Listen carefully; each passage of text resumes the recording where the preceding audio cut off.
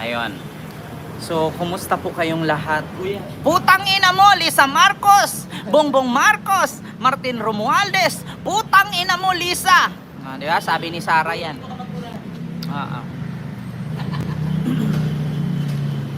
Oo, ayan. So, lipat muna tayo. Oo. Alright. Lilipat tayo ng chair. Hindi ko kuha eh. Ayan.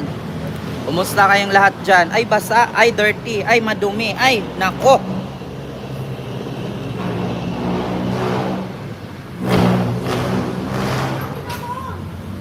Naglit lang na.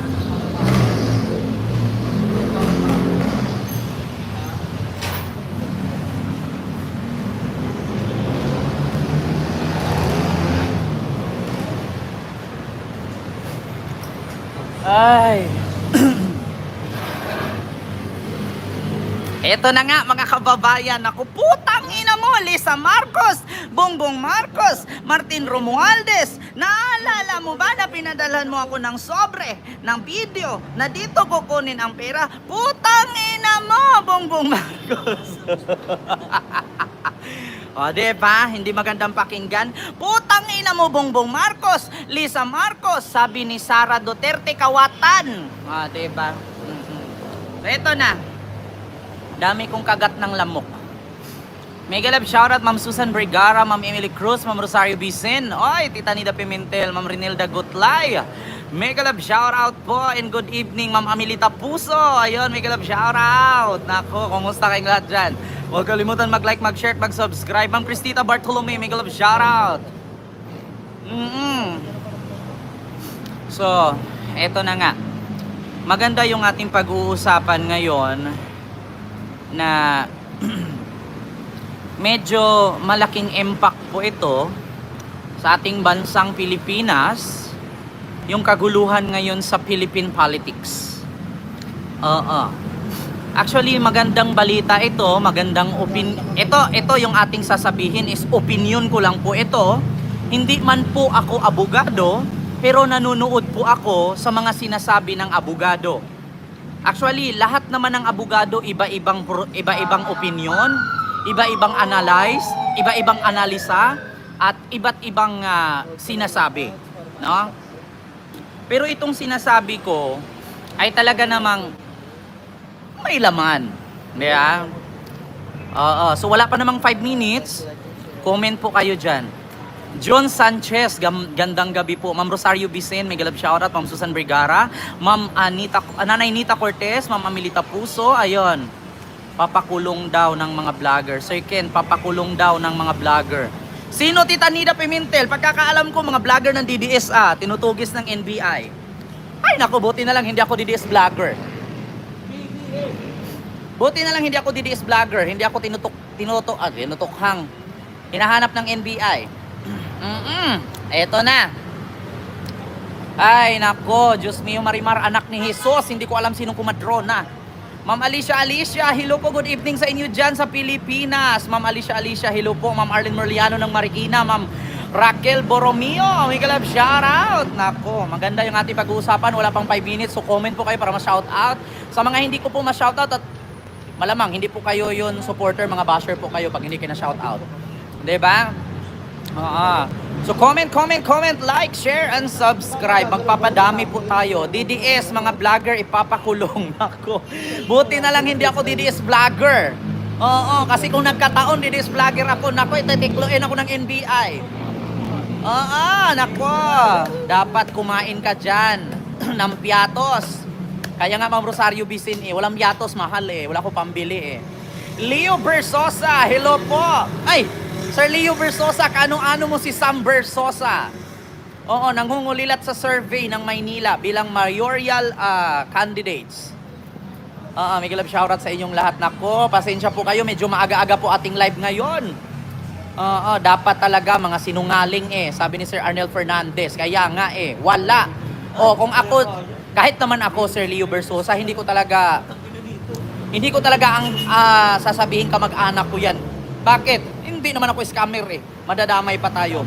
Titay Vlogs dyan sa Canada. Mega love shoutout. Nako. Sa mga taga-Canada, wala na bang snow dyan? Padalhan nyo naman kami ng snow. Isabel Sino, hello po sa iyo dyan, ma'am. Sir Anel Fernandez, hello po. Ma'am Shirley Larida, good evening Sir Kent at Bibi Kenzo. May galap shoutout din palaboy. Nako. Mga basher, pasok kayo sa live ni Sir Kent. Fuck you kayong lahat sa earth, sabi ni Ma'am Amelita Puso. Mami Bel Jobson, Ma'am Susan Vergara. Nako, maraming salamat. Love sa iyo, Ma'am Susan. Oy, support BP Sara. Nako, hindi na ako sa supporter ni BP Sara. Oy, putangin na mo, Bongbong Marcos. Lisa Aranita Marcos, Martin Romualdez, putangin na mo. Di ba sabi ni Sara yon? Ginaya ko lang. Sana makulong rin si... Nako, ayaw ko pangalanan yung mga pangalan, Ma'am Alicia, kasi mga kaibigan ko yan. Mga kaibigan ko yan, pero wala naman akong pakialam sa kanila. Actually, marami po akong kaibigang vlogger ng DDS. Hindi po ako nangingialam sa vlog nila, basta wag nila akong pakialaman. Yun lang, mag-vlog sila ng vlog nila, mag-vlog ako ng vlog ko. Huwag nila akong pakialaman.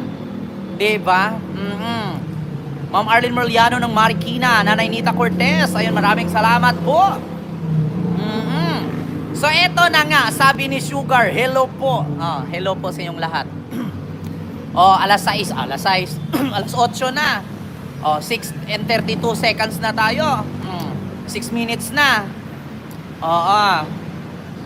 So, ito na ang start ng live natin ngayon. Alam nyo ba? Hindi pa, malamang. Hindi ko pa kwento eh.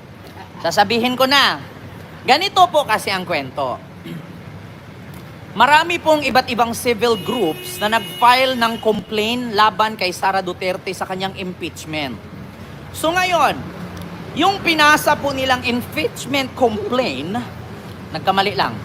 Yung pinasa po nilang impeachment complaint laban kay Sara Duterte, pinoprocess pa lang. So ngayon, saan ba mapupunta yon? Dalawa po ang papatunguhan ng impeachment complaint na yon.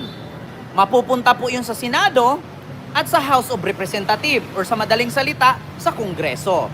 Ngayon, kapag yung impeachment complaint na yon, pag narating sa Senado, ilan ang senador sa Pilipinas?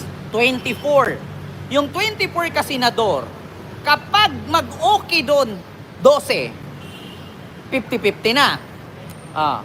Ngayon, ilan ba ang congressman sa Pilipinas? 300 plus. Sabihin natin, 390. Yung 390 na yun, kung 180 ay mag-okay doon, na i-impeach si Sara, at 12 sa 24 ka senador ay mag-okay na i-impeach si Sara, talaga pong tagilid po talaga si Inday Pusit. Talagang matatanggal po siya bilang Vice President ng Pilipinas. Ngayon, ang tanong, Ken, kapag sakali na matanggal si Sara bilang Vice President ng Pilipinas, ano pong mangyari sa kanya? Malamang kapag natanggal po siya, wala na siyang power. Hindi na po siya ang Vice President. Ngayon, kapag natanggal si Sara, ano pong mangyayari sa kanya? Pwede pa po ba siyang tatakbo? Wala na po siyang karapatang tumakbo kahit sa anong posisyon sa gobyerno. Kasi alam niyo po kung bakit. Tinanggal po siya Binutuhan po siya ng Senado at Kongreso at tatanggalin po siya. So once pag natanggal siya, impeach, mawala ng power, may possibility pang makulong at matuloy-tuloy ang kanyang mga kasong kinakaharap. So ngayon, may possibility pa ba siya o pwede pa siyang tumakbo?